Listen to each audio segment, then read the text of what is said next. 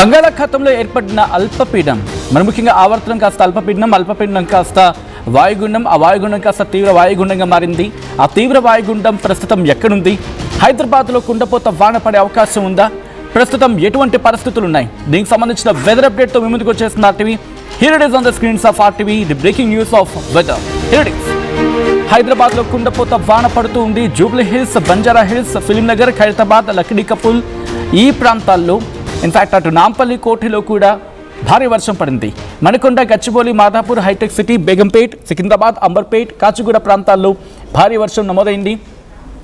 వర్షం పడడంతో రహదారులపై భారీగా వర్షపు నీరు నిలిచిపోయింది. కొన్ని చోట్ల తీవ్రంగా ట్రాఫిక్ నిలిచిపోయిందంటే అర్థం చేసుకోవచ్చు. ఇప్పటికే భారీ వర్షాలతో హైదరాబాద్ వాసులు తీవ్ర ఇక్కట్లు ఎదుర్కొంటున్నారు. కొన్ని సందర్భాల్లో రోడ్ల మీద నీరు నిలిచిపోవడంతో ట్రాఫిక్కి తీవ్ర అంతరాయం కలుగుతుంది. ఎక్కడ వాహనాలు అక్కడ ఆగిపోతూ ఉన్నాయి వర్షం పడినప్పుడు. అయితే ప్రస్తుతం గత 2-3 రోజులుగా చూసుకుంటే మబ్బుపట్టిన వాతావరణం, ఎక్కడా సూర్యుడి జాడ లేదు. కానీ ఒకవేళ మీరు ఎంజాయ్ చేయాలి అనుకునే వాళ్ళు ఎవరైనా ఉంటే కనుక వర్షాల్లో ఎంజాయ్ దీస్ మూమెంట్స్. ఎందుకంటే ఈ రోజు తర్వాత రేపటి నుంచి మనకి వర్షాలు పూర్తిగా, ఇన్ఫాక్ట్ ఈరోజు నైట్ నుంచి వర్షాలు తగ్గుముఖం పట్టే అవకాశం ఉంది. ఇప్పుడు ఈ పడే వర్షం కూడా మనకి కంటిన్యూటీలో ఉండే అవకాశం ఉందంటే కనుక as of now biggest question mark. అంటే త్వరగా ఇది ఈ అల్పపీడనం వాయుగుండంగా మారింది, తీవ్ర వాయుగుండంగా మారింది. తీవ్ర వాయుగుండం కాస్త మూవ్ ఆన్ అవుతుంది, ముందుకు వెళ్ళిపోతుంది, పశ్చిమ దిశగా కదులుతూ ఇటు మహారాష్ట్ర, మధ్యప్రదేశ్ అటువైపు వెళ్ళిపోతూ ఉన్నది. కాబట్టి చాలా ఫాస్ట్గా మూవ్ అవుతుంది క్లౌడ్ మూవ్మెంట్ కూడా. సో దీని కారణంగా మనకి భారీ వర్షాలు పడే అవకాశం ఉన్నప్పటికీ కూడా హార్డ్లీ ఎక్కువసేపు కంటిన్యూ కాకపోవచ్చు. ఇందాక మీరు చూస్తుంటే ఒక 10 నిమిషాలు కుమ్ము వదిలేసింది ఒక వాడుక భాషలో చెప్పాలంటే.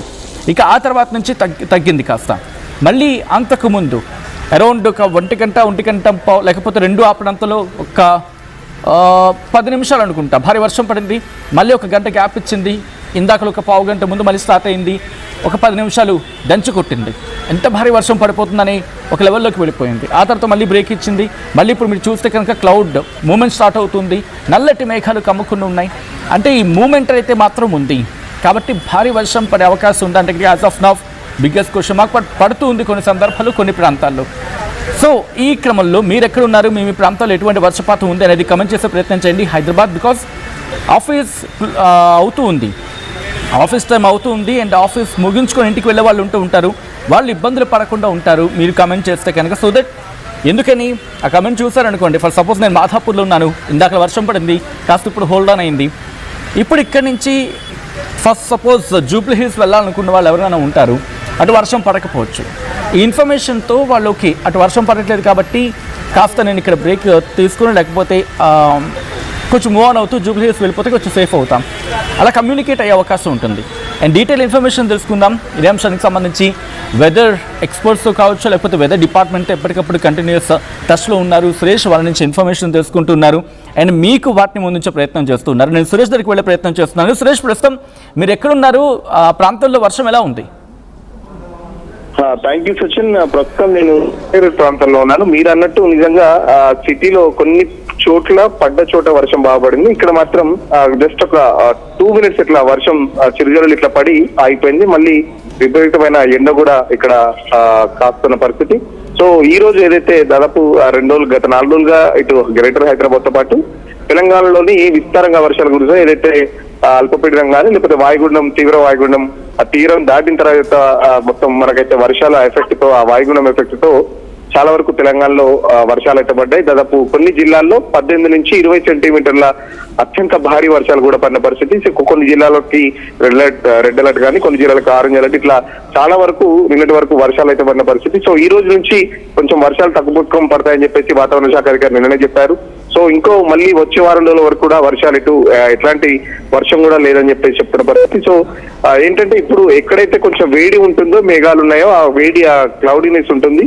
సో వర్షాలు కూడా ఒక మోస్తరు వర్షాలు మాత్రమే సిటీలో పడతాయని చెప్పేసి చెప్తున్న పరిస్థితి. సో తెలంగాణ వ్యాప్తంగా కూడా అలాంటి పరిస్థితి ఉంటుంది. ఎందుకంటే భారీ వర్షాలు నిన్నటి వరకు పడ్డ పరిస్థితి. సో భారీ వర్షాలు పడ్డ తర్వాత తెలంగాణలో ఉన్న జలాశయాలన్నీ నిండుకుంటున్న పరిస్థితి. గోదావరికి సంబంధించి ఇప్పటికే ఒక ప్రమాద హెచ్చరిక కూడా జారీ చేశారు. సో రిజర్వాయర్లన్నీ నిండుకుంటున్నాయి. గత కొద్ది కాలంగా అటు మహారాష్ట్రలో కానీ, ఇటు కర్ణాటకలో కానీ పడ్డ వర్షాలు కూడా మనకు గోదావరి కానీ, ఇటు కృష్ణా జలం, శ్రీశైలం కానీ చాలా వరకు జలాశయాలు నిండుతున్నాయి, రిజర్వాయర్లు నిండుతున్నాయి.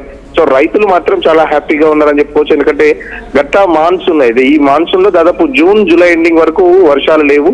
సో ఇప్పుడు పడుతున్న గత 4 రోజులుగా పడుతున్న వర్షాలకు సంబంధించి కూడా ఆ గతంలో 30% వర్షపాతం లోటు ఉండేది. బట్ ఇప్పుడు ఆ వర్షపాతం లోటు 10కి చేరిందని చెప్పేసి వాతావరణ శాఖ అధికారులు చెప్తున్నారు. సో ఆగస్టు సెప్టెంబర్ సంబంధించి కూడా ఎట్లా ఉంటుంది ఇప్పటికీ అంచనా వేయలేకపోతున్నారు. ఎందుకంటే ఎల్నినో ఎఫెక్టే అలా ఉంటుంది. ఎందుకు ఎల్నినో ఎఫెక్ట్ ని ఎవరి అంచనా వేయలేరు. ఎందుకంటే వర్షం పడుతుంది అనుకున్న చోట వర్షం పడదు, లేకపోతే ఒకే దగ్గర వర్షం పడడం, లేకపోతే ఒక దగ్గర కంప్లీట్ డ్రై స్పెల్ గా ఉండడం. ఎందుకంటే పడ్డ చోట మాత్రమే కొన్ని సెంటీమీటర్లు పడ్డ తర్వాత మళ్ళీ ఒక వారం 10 రోజులు కంప్లీట్ డ్రై ఉంటుంది, ఉష్ణోగ్రతలు పెరుగుతాయి.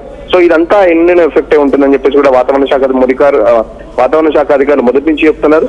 సో ఎల్నినో ప్రభావం తెలంగాణ మీద చాలా తీవ్రంగా ఉందని చెప్పేసి చెప్తున్నప్పటికీ వర్షాలు మాత్రం చాలా వరకు అంటే గత 4 రోజులుగా అయితే సమృద్ధిగానే వర్షాలు అయితే కురుస్తున్నాయి. సో రైతులు కూడా చాలా వరకు ఇప్పటికే పొలం పనులు స్టార్ట్ చేశారు. ఎందుకంటే రైతులకు కూడా ఎప్పటికప్పుడు వ్యవసాయ శాఖ అధికారులతో పాటు ఇటు వాతావరణ శాఖ అధికారులు కూడా సూచనలు ఇస్తున్నారు. ఎందుకంటే అసలు గత నెలలో మొదలు పెట్టాల్సిన పనులు వర్షాలు లేక చాలా వరకు కేవలం కాలువల మీద ఆధారపడే రైతులకు మాత్రమే కాలువల మీద ఆధారపడే రైతులకు మాత్రమైతే వ్యవసాయం చాలా వీలుగా ఉంది. బట్ వర్షాలనే నమ్ముకొని చేసే రైతాంగానికి మాత్రం చాలా ఇబ్బందికరంగా ఉంది.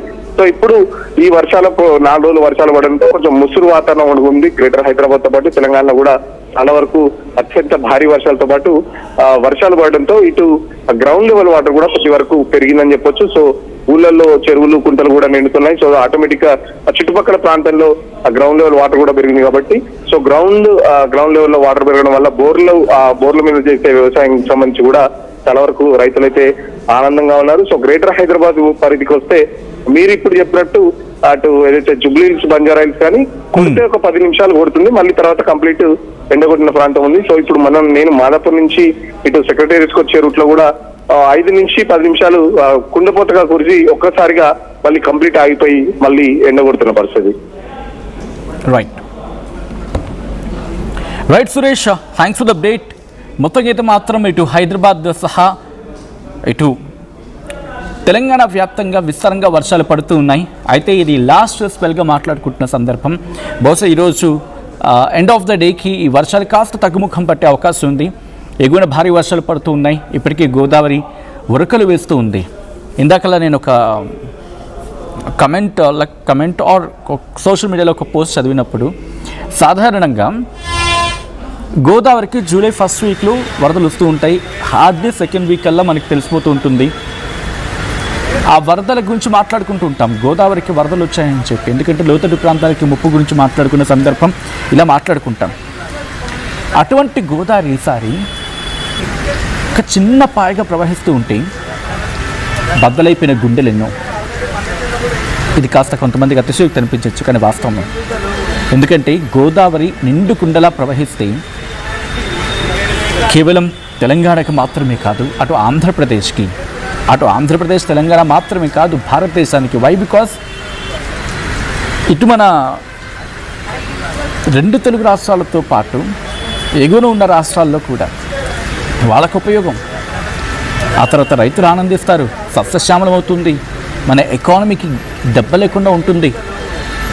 కాబట్టి వర్షాల చాడ లేని సందర్భంలో ఇప్పటికైనా బహుశా ఎల్నినో ఎఫెక్ట్ అయినా సిటీ ప్రజలు లేకపోతే కన్స్ట్రక్షన్గా